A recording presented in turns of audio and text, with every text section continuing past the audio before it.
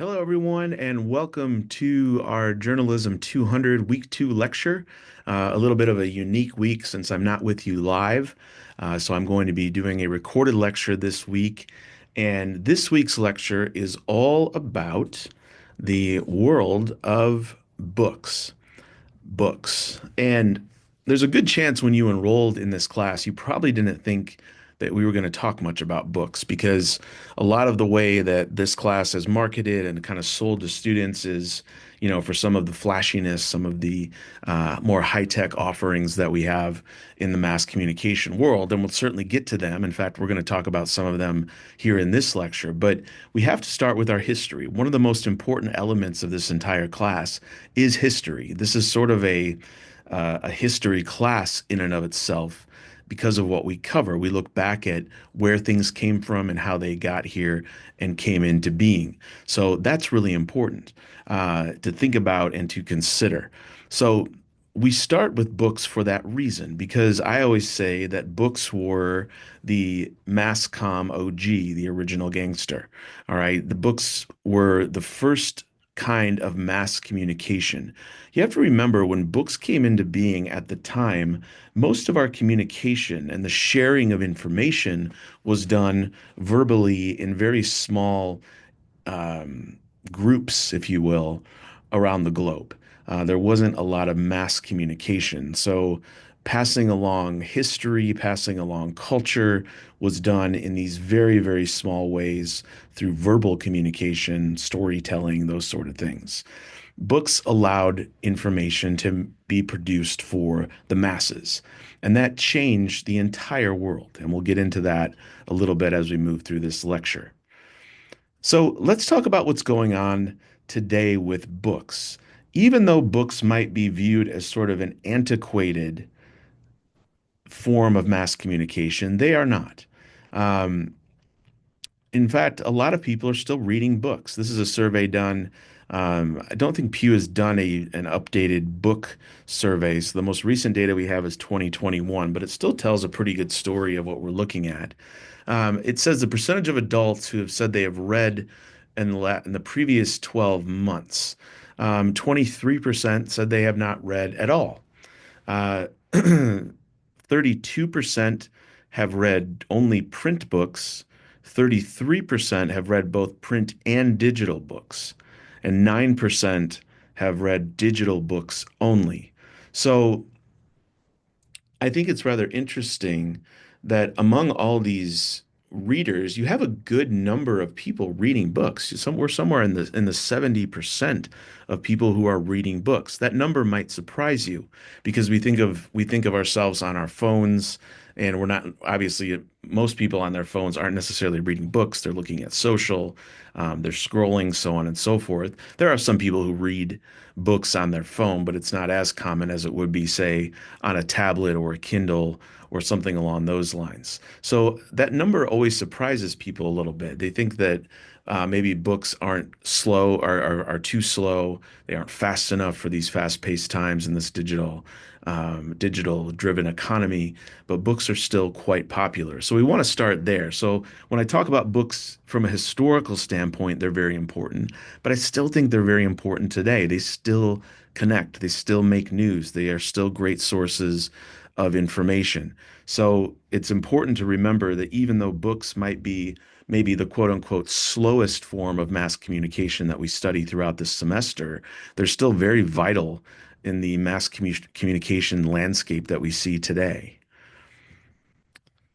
Another thing that can be a little bit of a misnomer is that print books are no longer popular, and that is not the case whatsoever.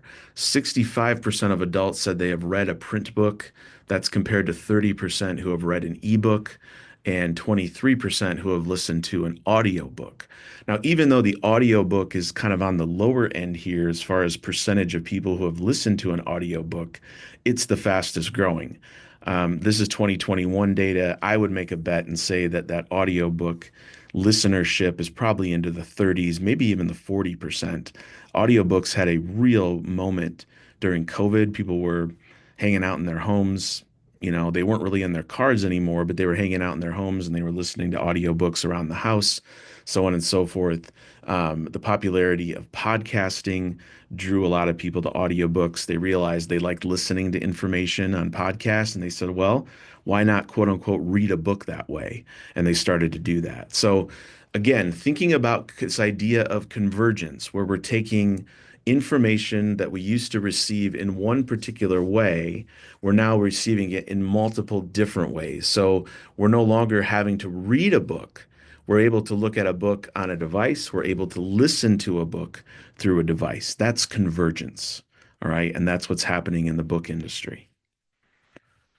Ebooks are very popular. Again, print books still dominate, but ebooks, this is a worldwide figure. They had a kind of a larger moment back in 2013, 2014.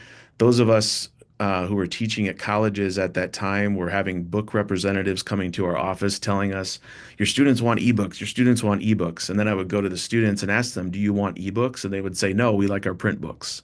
Um, and I know that's the case for several of you in this class who prefer a print book over an ebook, as you've told me in email and just discussing what you've been doing as far as getting your books for this class. So ebooks are still very popular. Again, this is 2020 data. They did get a little bit of a bump from COVID, which we'll talk about here in a few moments. But they're still very popular. So as much as I'll discuss the popularity of print books, we don't want to forget ebooks because ebooks are still very much popular, but print books remain more popular, even though we're a more digital society, even though we're constantly connected to our devices. There is something about a book that draws people in still. One thing that's interesting when we get into talking about books is that books are so ingrained in our society. It's sort of like talking to or teaching a fish about water, right? Um, In fact, sometimes when I say that I talk about books in a mass communication class, people look at me funny because they don't even think of a book as a mass communication because people are so used to them being around them, they don't think of them in that way. But books really fit that definition of mass communication. They started revolutions, they spread ideas, they helped people connect, they reached mass audiences, they helped people learn. They were a very powerful, and still are, a very powerful form of mass communication. Let's go back, way back, all right, in history and talk about the world just before books came on the scene, or sort of as they were coming on the scene. There were some things happening that led to momentum with books. I think one thing that's very interesting that I always point out is Socrates. He's a pretty smart dude, right? Socrates actually feared that reading weakened the mind. And I love pointing this out because nowadays we always look at reading as sort of a flag of someone who is smart, who is, you say someone is very well read, right? When you compliment someone on being smart. Socrates, again, a really smart dude, felt that literacy was weakening the mind. This is the same mentality that has met almost every innovation in media since. They said the same thing about television. They said the same thing about radio. They said the same thing about video games, certainly, something I heard in my generation as a Gen Xer. You're going to get stupid if you keep playing those video games, or, you kill your television, it's making you dumber. There has always been a fear of new media, and that goes all the way back to books. Don't forget that. We're going to touch on that a lot more as we move through the class. Writing changed a lot in order to make books more successful. Did you know that early writing didn't even contain spaces? It didn't even contain spaces between words. It was very difficult to read because of that. There were also new innovations in something called codex. And codex is basically it's the way that books are organized. So if you have page numbers, tables of contents, indices, that all involves codex. And around the second century, codex came into being. They used page numbers. This allowed people to skim, allowed people to be more organized as they read. Handwriting got better. The first books were handwritten. So you had to have good handwriting. That's why a lot of monks were devoted to creating books because it took a lot of discipline and focus to create books. So a lot of the first books were produced by monks. These were produced on parchment paper that were made from sheep. This made books very expensive. In fact, just to make a Bible often took about an entire flock of sheep, which was very pricey. So that's why books, just like a lot of other technologies, books were originally only in the hands of the wealthy because they were so expensive.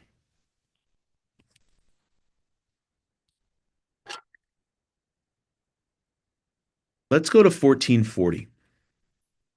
And 1440 is around the time that Goldsmith and the more famous of the two, Gutenberg, were inventing the printing press. And there's an argument that can be made that the printing press is the world's most important invention ever. I think you can make a really good argument. I would say the internet is probably right up there as well. You can make an argument that it's a little more, a little less, whatever the case may be. But I think among it, and certainly among inventions in mass communication, the printing press might be the top dog. That's debatable. Just know this, that the printing press among inventions in history is probably in at least the top three, maybe the top one. All right. What it did is rather incredible. It allowed for books to be mass produced. Rather than handwriting them, it allowed them to be printed more frequently and with higher volumes. The first thing it did was spread religion. Then it spread science. It started the Renaissance. It allowed people to learn things, to have upward socioeconomic mobility. And it also helped us spread news. A lot of that printing press activity led to newspapers, which led to the spread of news. So there was a massive trickle down effect, and you'll read this in your chapter, chapter 10 for this week. There was a massive trickle down effect for the printing press invention that actually spilled into other mass communication areas that we'll talk about as we move through class. So it was a highly impactful invention for many, many different reasons. The real invention and the real advancements that came with the printing press was something called metallurgy. And metallurgy is the science of metals. So learning to work with metals, shape them in the way you want them, allowed for movable type to be created. And that allowed the printing press to exist. So this allowed us to move from an oral tradition where a lot of stories were told in verse, almost kind of a sing-song, and that moved over to more prose um, because it was able to be written. So most news at that time was sort of shared by a town crier sort of situation orally, and now we have movable type that was able to be spread without someone just using their voice. It was able to be spread and preserved, shipped, if you will, all around the country, all around the world. So this was a major, major advancement, but it really started with that advancement in metallurgy to get the metals to work how they wanted them to create movable type. It took a couple centuries really for books to get to where it took several centuries for books to get to where they are now. Novels and books really started in the 1600s and have evolved in hundreds of years over the hundreds of years since. We started being introduced to fiction when the printing press came around. We really didn't have a lot of fiction prior to that. Um, I would say that the book industry really took off in the 1700s and 1800s. Once more books got into people's hands, you had literacy rates increase. When those literacy rates increased, by the mid 1900s, you had a literary culture that was booming. Your beatniks, um, you know, kind of the dawn of hippies, if you will. People really finding a lot of culture in books and even magazines. Story ideas started moving into more of a long form as readers really took to the published word. And then you had publishers come along because, of course, as more people started reading books, there was more opportunity to make money. We always talk about bringing it back to the mighty dollar. And publishers came in and became kind of a filter for quality, if you will, playing that role of gatekeeper in that mass communication model that we alluded to during week one. There's a huge connection between the printed word and the birth of the United States. Because one way that the United States Revolution began was by passing out pamphlets about the revolution. And they took this idea, the British Civil War in the 1600s. Here in the US, they took this idea in the 1700s to spread the word about democracy and promote the revolution in the 1700s. So there was a connection between patriots who were trying to establish a new form of government and the press in the 1700s. And a lot of the ability to produce word on paper led to the revolution. It led to spreading these democratic ideas. And this was so important to the founding fathers of the United States that they were the first country to put freedom of the press in the Constitution. This is a photo of the unfortunately now defunct museum in Washington, D.C. The building still stands. And of course, there you see written the First Amendment up there on the wall on the outside of that building. I took this photo myself when I visited there back in 2017 or so. Nowadays, print has competing technologies, theater, I'm sorry, in the 1900s and today, there's competing technologies for spreading this word, radio, television, film. There's a certain complexity that came along. But in the early days, these messages of freedom and independence were spread because the printing press allowed it to. So this is when we get into talking about it's one example of just how impactful the printing press was in creating government, spreading religion, spreading ideology, so on and so forth. Move forward to today. And there's been a massive consolidation of publishers. Sometimes, the landscape is completely different than it used to be when it comes to publishing. And when we have fewer publishers, what we get is less competition for authors. Competition is good for authors. It gets them paid more. There's more demand. And also, today's consolidation of publishers has less choice for readers, which is also highly impactful on the book industry. When you look at the landscape now, there's about five major publishers that you see on your screen here that do most of the publishing of books in the United States. In fact, about two-thirds of publishing. The other one-third of books are made up of thousands of different publishers, some barely struggling to survive, some in very niche markets. But you probably recognize some of the names on this list. If you have a book sitting on a bookshelf near you, I'd be willing to bet that one of that you'll have some books that were published by at least one of these publishers here. So certainly as a student, you've interacted with publishers. I know you have because you've gotten a book for this class or are hopefully getting a book for this class very soon. Um, Very important. And you'll discuss in your discussion this week, you're going to talk about the textbook industry specifically and your perspectives on it, your ideas on it. Because I think there's some changes that are coming to it, and it's something you should think about that will influence the publishing industry a great deal.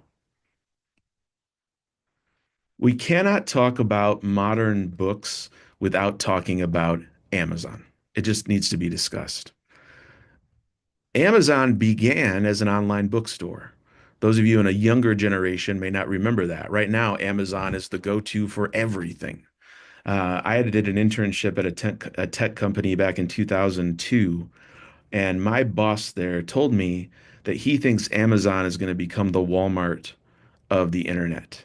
Man, I wish I would have been smart enough to listen to him and buy some stock in Amazon at the time. I hope he did for his sake. He was right. Amazon did become the Walmart of the internet. It became bigger than Walmart. We can go buy anything we want at any time and have it in maybe a matter of hours to days that we want. But Amazon is still a dominant player in the book industry. In fact, about 49% of all books sold in this country are purchased via Amazon. Because of this, Amazon killed off a lot of bookstores. And if you're anything like me, you probably love a bookstore. There's something kind of calming and interesting about a bookstore, especially a used bookstore. I always enjoy. And sadly, Amazon killed off a lot of those, including some big box. You think about Borders, Barnes and Noble, those are all heavily impacted by the Amazon factor. Amazon really dominated, especially when it came to ebooks. In fact, right now, 67% of ebooks are sold on Amazon. And that's because they created the technology to read ebooks. The predominant technology to read ebooks is the Kindle, and they sell Kindle books on Amazon, so they control a lot of that market. It used to be 90% of ebooks that were sold on Amazon, but that's been reduced a little bit as ebooks have become more popular and the market has gotten a little more competitive. That's a good thing for consumers. Um, Amazon does something really well, and that is they dominate both the distribution and the format, especially when it comes to ebooks. That's what has allowed them to be so successful when it comes to ebooks.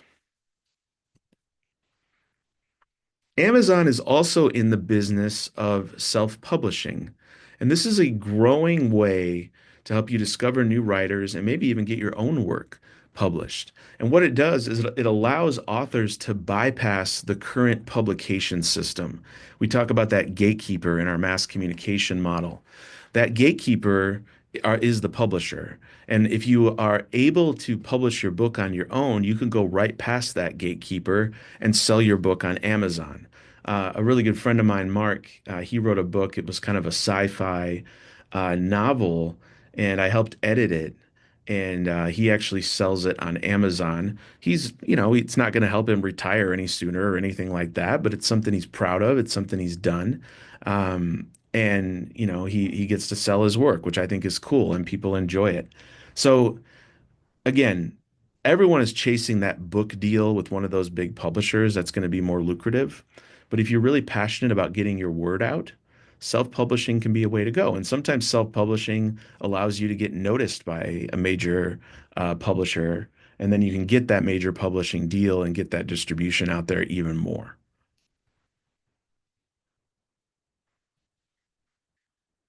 I think one thing that's really interesting, and we're going to talk about this as we move through every different type of media in our class, is the impact that COVID had on these different mediums that we'll discuss, because it really matters. We all lived through COVID. It had its own impact on us individually, but I think we really need to think about the long-term impacts as well. And COVID was great for books.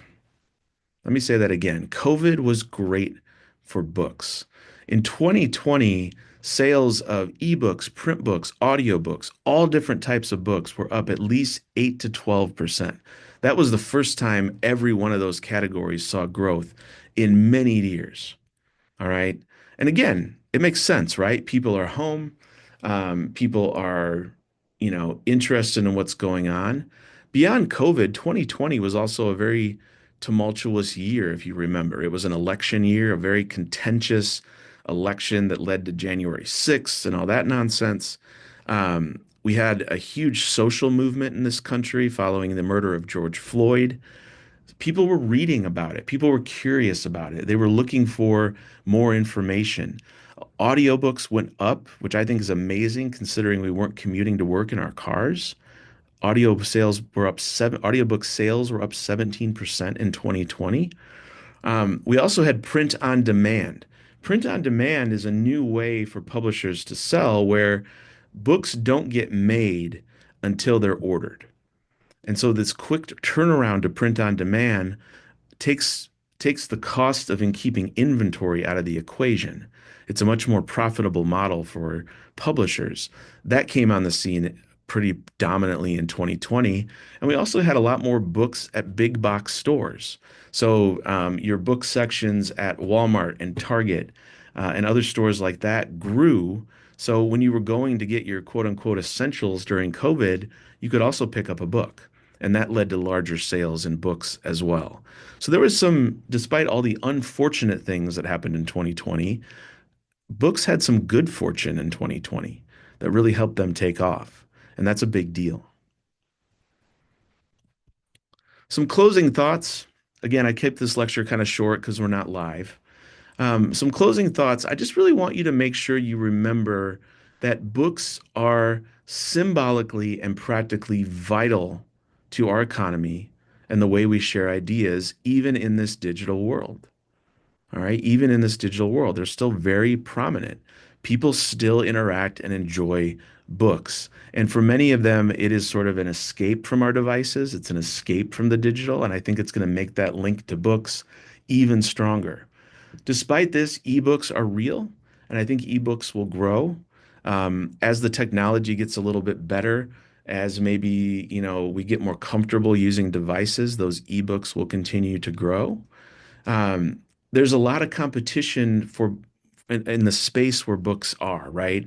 There's podcasts, there's movies, there's streaming services. It's a complex media space, but I still think there's space for long form writing, prose, novels, those sort of things. There's still such a committed fan base to those that they're not going away anytime soon. So bear that in mind. As always, if you have any questions that you want to ask me, feel free to do that via email. I'm happy to provide any clarification on anything that I discussed here on the lecture. Let's take a look ahead to what we have this week on Canvas. So you are going to read chapter 10, Books and the Power of Print. That is our chapter for this week. I just want to mention, I know some of you have been emailing me. There's some delays in the textbooks coming in. I am going to leave the books, I'm sorry, I'm going to leave the quizzes for the first 4 weeks of the class open. Usually they close after the deadline passes, but for the first four quizzes, I'm going to leave those open. So those of you who don't have your textbooks or are awaiting your textbooks can take those quizzes once you get them. All right. So be diligent on that. Please make those up. Starting week 5, we'll go back to our deadlines where you can't make up those late quizzes. If you are anticipating textbook issues beyond week 5, please reach out to me. Deadlines for this week: by Sunday, make at least your first post to the discussion textbook racket. That's discussion 2.1. And by the end of the day next Wednesday, make sure you have your two reply posts to the discussion and also complete the week 2 quiz. Again, make sure to do the reading first. The quiz is over the book chapter, this lecture, and there's a couple current event quizzes there as well. All right. So that is a wrap for me. Thank you so much for tuning in to our week 2 lecture. Please reach out via email or via Canvas message if you have any questions. Have a wonderful week, and I will see you in our discussions and on Canvas. And we will be back live for week 3. Thanks so much, everyone. Take care.